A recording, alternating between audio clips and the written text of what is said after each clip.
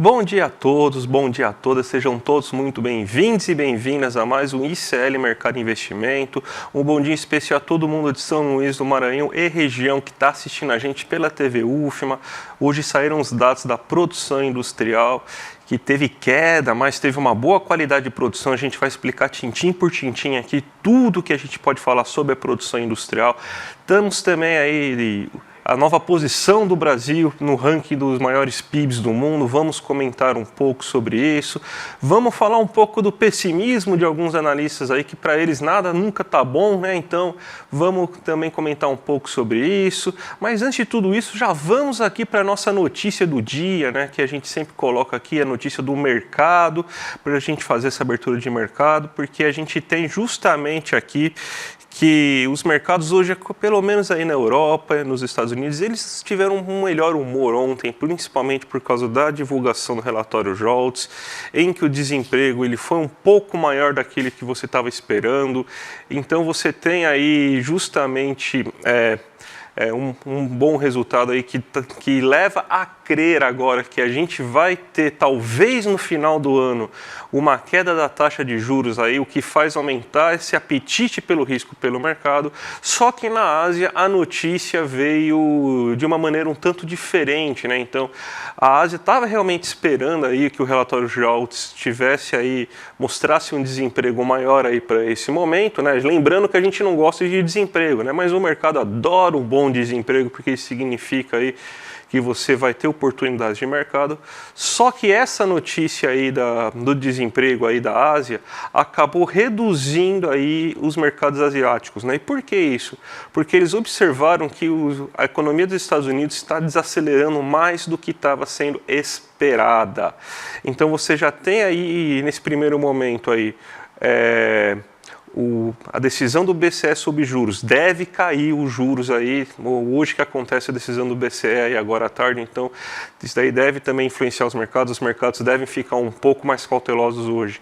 E com essa percepção na Ásia de que a economia americana está desacelerando mais do que aquilo que estava desejado, ou seja, o remédio foi mais forte do que aquele que era necessário, você teve uma queda aí em praticamente todas as bolsas da Ásia, a exceção foi algumas bolsas da China que de novo aí conseguiram, aliás nem as bolsas da China hoje, a exceção foi o COPSI que conseguiu aí mostrar um certo otimismo mesmo com essa desaceleração, justamente aí porque aumentou o apetite aí do mercado aí pelo risco. Então a gente está vendo aqui, por exemplo, na tela o Nikkei 225, né? A gente sabe que o mercado japonês é um dos mercados mais sensíveis à política norte-americana e você tem aí uma queda de 0,9% nesse dia de hoje.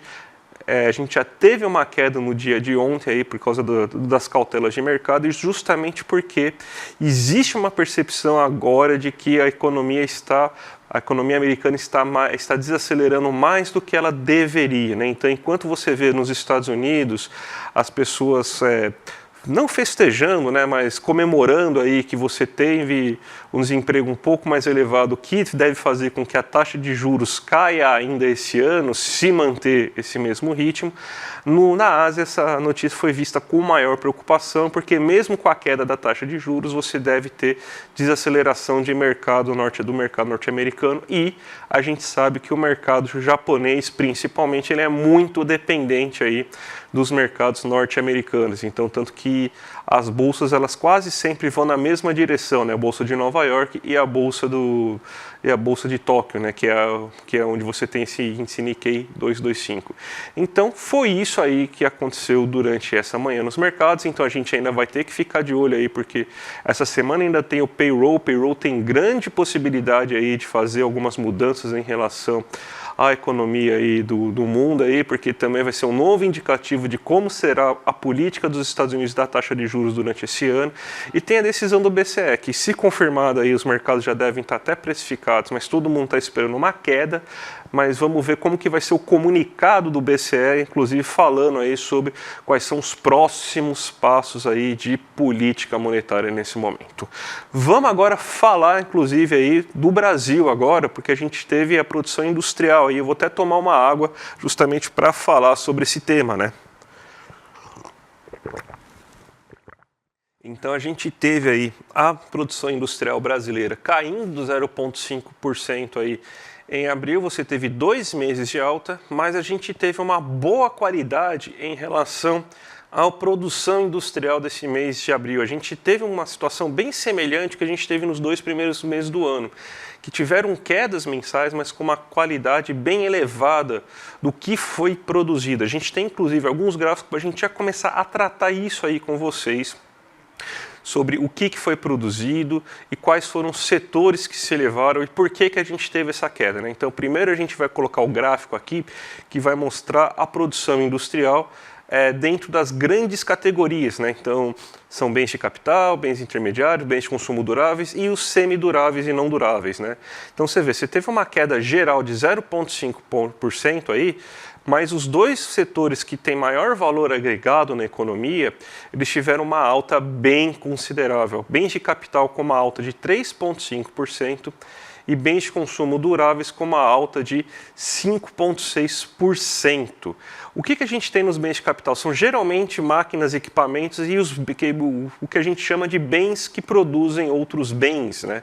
Então aí a gente pode colocar aí maquinário, siderurgia e tudo mais, ou seja, são bens importantes aí para a gente realizar investimentos na economia. São um tipo de indústria que vai gerar frutos no futuro. E a gente viu, inclusive, no PIB, que o setor de investimentos aqui no Brasil, você teve uma alta bem considerável, de 4,1%, né? E você teve, então, também aqui no bens de consumo duráveis, uma alta de 5,6%. Então, o que são esses bens de consumo duráveis? São eletrodomésticos, automóveis, produtos eletrônicos, e esses bens tiveram uma alta bem considerável agora nesse mês aí de abril. Você teve uma alta de 5,6%, ou seja, a indústria de linha branca, por exemplo, a indústria de automóveis, ela teve um bom crescimento, ou seja, a gente produziu no geral menos, mas o que a gente produziu foi de alto valor agregado. A gente está produzindo máquinas, equipamentos, a gente está produzindo carros, a gente está produzindo geladeira. A gente teve a queda justamente porque você teve esses 1,2% aí de queda do setor de bens intermediários. E esse setor de bens intermediários, ele se encontra, por exemplo, em indústria de alimentos, indústrias de bebidas. Então, são bens assim que você passam por poucos processos produtivos assim até ele ser finalizado, né? Então, por isso até que ele se chama intermediário, né? Porque geralmente só um processo produtivo, às vezes só embalar realmente aquele produto, e aquele produto acaba se tornando industrializado justamente porque passou por um processo produtivo. Então, essa indústria teve essa queda, né? Mas essa indústria de baixíssimo valor agregado. Então, aí a gente tem aí um importante dado aí da indústria, mostrando aí a boa qualidade para isso, a boa qualidade da indústria aí nesse mês. A gente também tem os dados agora para falar aí por ramos. Então, é o segundo gráfico que eu montei aqui para vocês, falando aí sobre os ramos industriais que a gente teve aí altas e quedas nesse mês. A gente vê aí que, se a gente for pegar pelos ramos, o que influenciou para a queda nesse mês foi justamente a indústria extrativa, que é justamente Vale, Petrobras, indústria de petróleo e indústria de minério. Então, você teve essa queda aí.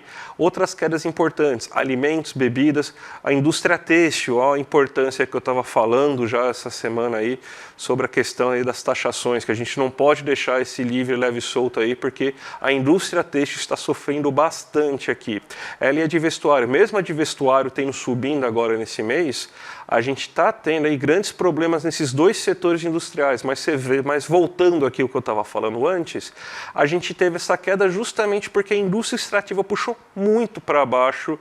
E a gente sabe o peso que tem, por exemplo, a indústria extrativa aqui no Brasil. É só a gente pensar que Petrobras e Vale já fazem, por exemplo, uma parte significativa no Ibovespa, né, por exemplo, e também é uma parte significativa da produção industrial brasileira. Então, você teve essa queda aí mensal desses 2 setores e isso aí puxou para baixo o índice. Só que olha a qualidade do que a gente produziu nesse mês. Ó. A gente conseguiu metalurgia, que é um ponto importante, justamente que ele já indica que se você está produzindo aço e tudo mais, você está produzindo já pensando no nível de investimento, né? Então esse é um bom termômetro para saber se os investimentos devem ocorrer mais para frente. Ele teve uma alta de 1,4%. Equipamentos elétricos, ou seja, geladeira, fogão, a linha branca, boa parte aí do que a gente está pensando aí, televisões, a gente teve uma alta considerável, 9% de alta somente esse mês. Automóveis, 13,2% de alta na produção automotiva. Máquinas e equipamentos, ou seja, trator, empilhadeira, guindaste, você teve uma alta de 5,1%. Então, o que a gente vê é que, de maneira geral, a gente teve essa queda mensal, só que a gente teve uma boa qualidade naquilo que foi produzido pela indústria agora nesse mês. Então, a gente teve justamente a mesma situação que a gente viu aí nos 2 primeiros meses. Tanto que os 2 meses que a indústria subiu, ela não subiu com tanta qualidade. Ela subiu mais porque a indústria de bens intermediários e a extrativa se elevou, mas a gente teve queda aí no nível de... a gente teve queda, aliás, foi só em março, né? Que se a gente for pensar que em março você teve essa alta, e uma alta bem considerável, mas a gente teve queda, por exemplo, em março, de máquinas e equipamentos, bens de capital, bens de consumo duráveis. Então, a gente vê uma qualidade muito boa de tudo aquilo que foi produzido. Então, a indústria está respondendo muito melhor do que se esperava. Tanto que eu estava ouvindo hoje de manhã no rádio lá, que a própria Fiesp está imaginando um crescimento da indústria de 1,5% esse ano aí, dentro do PIB. Então, a indústria, que não era para ser um motor da economia, não era para ser um motor econômico esse ano, está surpreendendo e está voltando a ser um ramo importante aí. Isso é muito importante para a economia brasileira, porque a indústria tem melhores serviços, melhores empregos, mais renda para os seus trabalhadores, empregos mais organizados aí, com maior segurança dentro desses empregos. Então, é uma notícia muito importante essa do setor industrial, né? Vamos falar então do outra notícia que a gente teve aqui, que a gente tem o PIB, né? Porque o PIB ele se elevou aí, a gente teve o cálculo do PIB ontem sendo mostrado, né? E a gente passou a Itália, segundo a Austin Rating, né? Que é uma consultoria aí que mede o PIB, a gente passou agora, né? A gente deve passar agora em 2024 a ser a 8ª economia do mundo, né? Então desde que a gente teve lá durante o governo Dilma, que a gente chegou na 6ª economia do mundo, a partir desse momento, logo depois, a gente começou em queda livre, né? Justamente quando a gente teve esse período aí de maior, vamos dizer assim, austeridade, vamos dizer assim, quando a gente passou a tentar controlar as contas públicas com corte de gastos, reformas trabalhistas. Vou tomar uma água, pera aí rapidinho. Quando você teve esse período de reformas trabalhistas, cortes de gastos, políticas liberais, privatização a rodo, o que aconteceu? A gente começou a cair. Saímos do top 10 com o governo Bolsonaro, chegamos até o 13º economia do mundo e magicamente, perdão gente, e magicamente a gente chegou agora à 8ª economia do mundo depois de ter um ano que a gente conseguiu gerar um maior gasto, conseguiu produzir maior renda, conseguiu produzir mais emprego, fazendo com que a população gastasse, aumentando a demanda, fazendo inclusive que essa demanda alta fizesse com que a indústria acreditasse que o Brasil está com um aumento de demanda e passasse a investir, que é o que está começando a acontecer esse ano. Esse ano passado a gente teve grandes problemas aí de investimentos. Esse ano a gente vê aí que os problemas de investimento diminuíram, porque a gente já começou o ano aí com um grande nível de investimento. Então a gente tem aí agora 8ª economia do mundo. Só para a gente ver o ranking aqui, os Estados Unidos continuam em primeiro, com 28,8 trilhões aí de dólares. A China está em segundo com 18,5 trilhões. Aí, logo depois, aí a disparidade começa a aumentar, né? Que os dois primeiros têm um PIB muito mais elevado que os demais. Aí temos a Alemanha com 4,59, Japão com 4,11 e a Índia, que daqui a pouco já vai passar o Japão, já vai ficar em quarto logo, está com 3,97, Reino Unido em 3,49, a França com 3,13, o Brasil com 2,33 e a Itália com 2,32 e o Canadá em décimo com 2,24 trilhões aí de dólares de PIB. Então é uma boa notícia aí que a gente está conseguindo crescer a economia, sem crescimento é impossível a gente conseguir fazer melhor, não dá para a gente tentar melhorar a distribuição de renda, melhorar a desigualdade social na queda, a gente tem que fazer isso na alta mesmo, então a gente fazendo isso é um passo importante, não é o mais importante, a gente tem que trabalhar com outras frentes também, mas magicamente, né, uma pessoa de muita sorte, o Lula conseguiu aí fazer com que o Brasil chegasse aí na 8ª economia do mundo aí. Quem sabe a gente passe a França daqui até o final do mandato. É bem difícil porque a diferença está grande, né? Mas vamos ver aí, porque se a gente chegou já uma vez até a 6ª economia do mundo, quem sabe a gente consiga aí um dia voltar a esse patamar, né? Mas tem gente que não gostou do PIB, tem gente que não está feliz com isso. Tem muita gente aí que tá achando aí que nada tá bom nunca, né? Você tem, por exemplo, aqui eu peguei esse editorial aí da Folha aí que fala assim: PIB avançou no primeiro trimestre, mas a incerteza cresceu. Daí mostra a cara do Haddad, sussurrando algo para o Lula, mostra o Lula com cara de preocupado, né?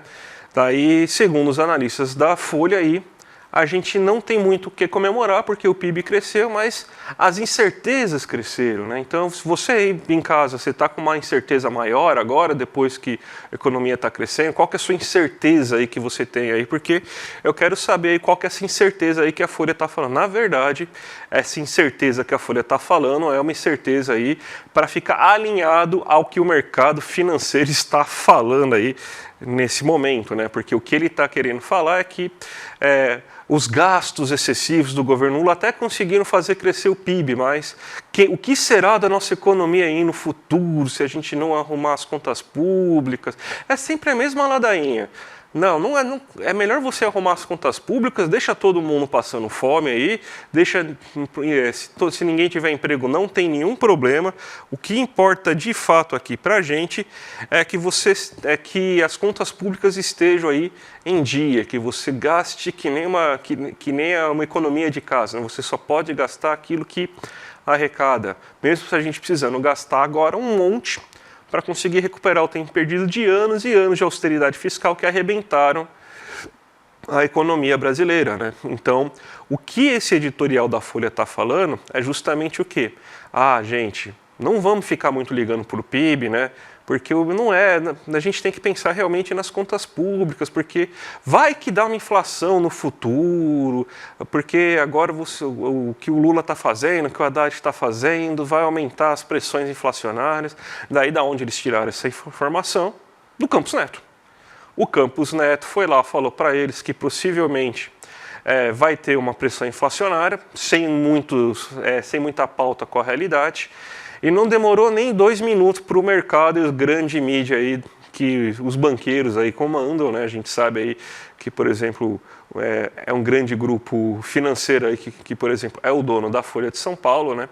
Então, não demorou muito aí para comprarem aí essa narrativa, né? Então, não adianta a gente pode ter PIB aumentando, desemprego em queda, inflação controlada, mas nunca está bom, porque agora é incerteza, né? Agora mudou, né? Pelo menos eles não estão falando aí mais tanto aí de problemas fiscais, porque antes eles colocariam na manchete, né? PIB cresceu, mas ao custo das contas públicas, seria a manchete de 2 meses atrás. Mas para deixar um pouco mais forçado, eles colocaram o PIB cresceu, mas as incertezas também.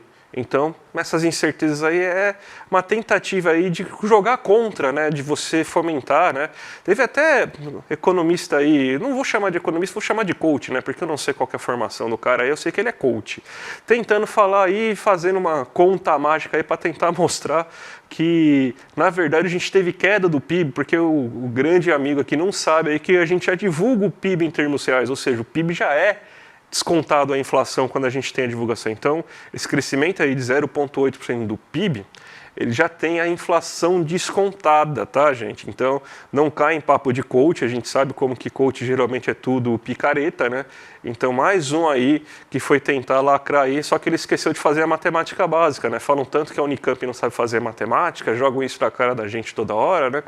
O cara menos ainda, né? Tipo, se a gente tem problemas, alguma coisa com matemática, o cara está com problema ainda na definição daquilo que a gente aprende no primeiro semestre aí de economia, mas é isso que a gente tem. Vamos falar rapidamente do arroz, que a gente ficou devendo ontem essa notícia, porque você tem a CNA, que é um grupo ligado ao agronegócio, né?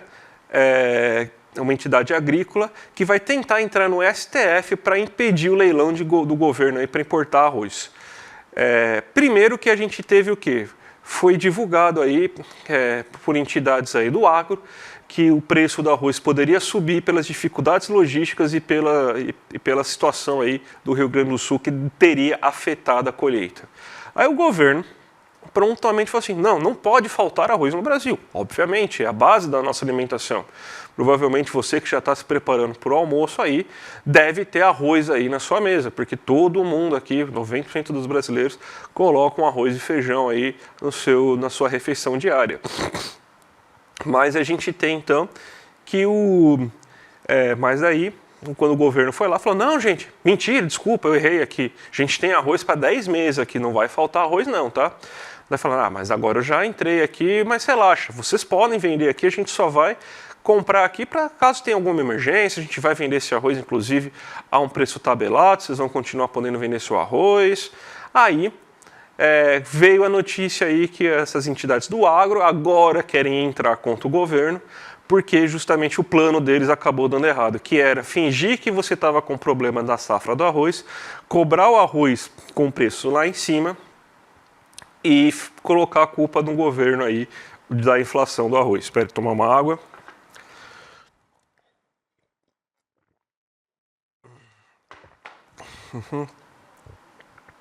E colocar mais, não deu para você fazer isso aí, porque o governo foi lá e manteve o leilão. Agora, eles querem aí impedir que o governo compre arroz e venda esse arroz aí no preço tabelado. Bem, é impressionante, né, gente? É impressionante como que a gente tem aí o agro querendo fazer o que quiser aí na economia brasileira, falando que não tinha, agora falando que tem aí e tentando aí justamente impedir que você tenha essa venda de arroz aí do governo aí, justamente para evitar a falta. Não ia faltar, então a gente tem que tomar cuidado com isso.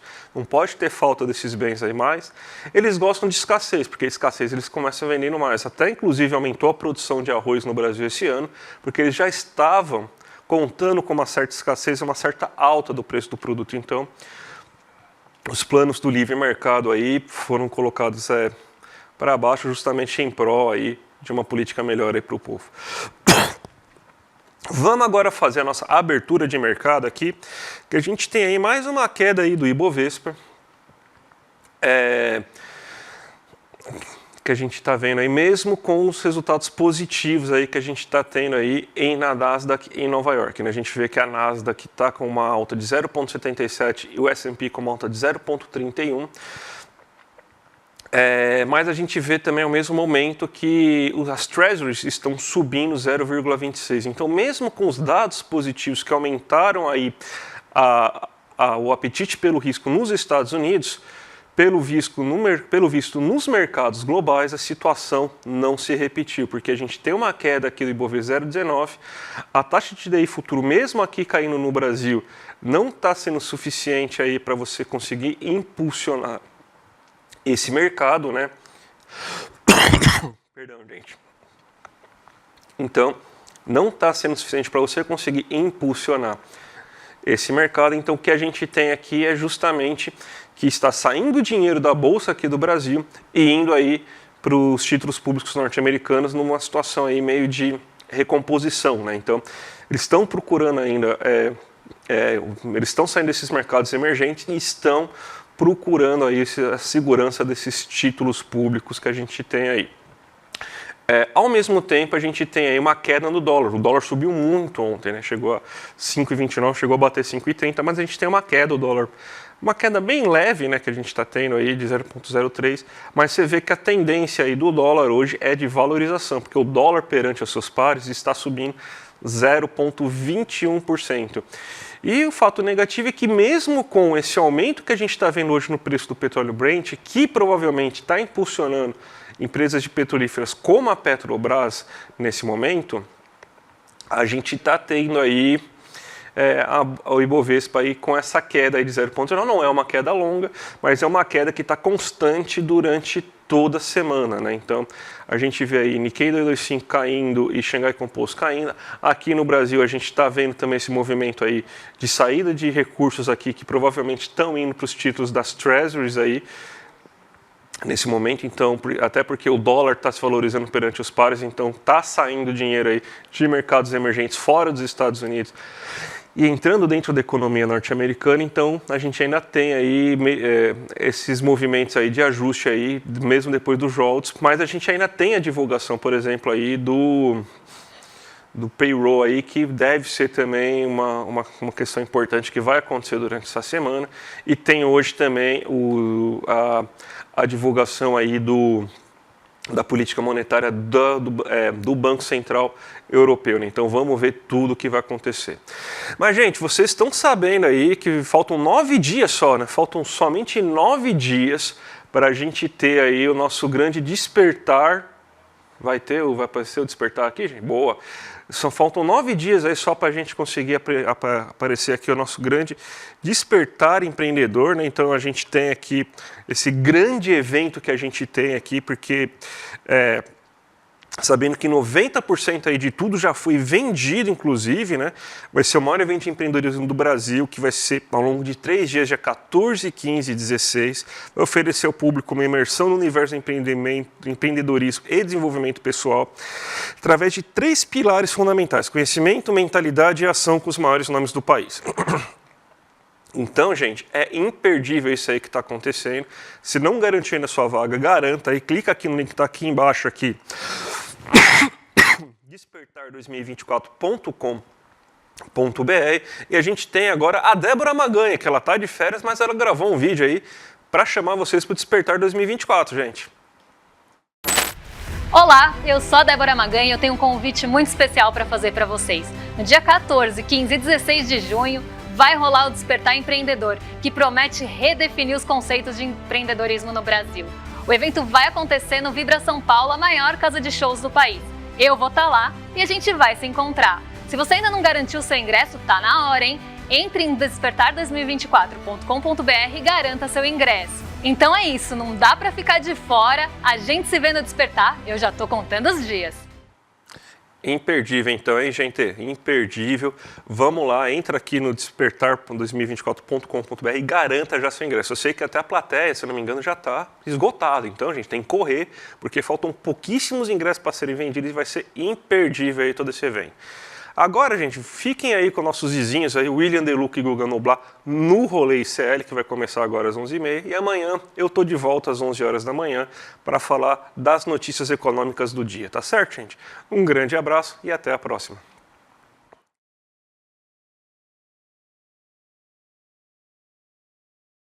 Olá, eu sou o Felipe Neto e eu tenho um convite para vocês. Nos dias 14, 15 e 16 de junho vai rolar o Despertar Empreendedor, um evento que promete redefinir o conceito de empreendedorismo no Brasil. E sim, eu vou estar lá e nós vamos nos encontrar. Eu quero contar para vocês um pouquinho sobre a minha trajetória, os bastidores que me trouxeram até aqui, não só nessa parte de criação de conteúdo, mas na parte de empreendedorismo no setor audiovisual, principalmente esse digital, né?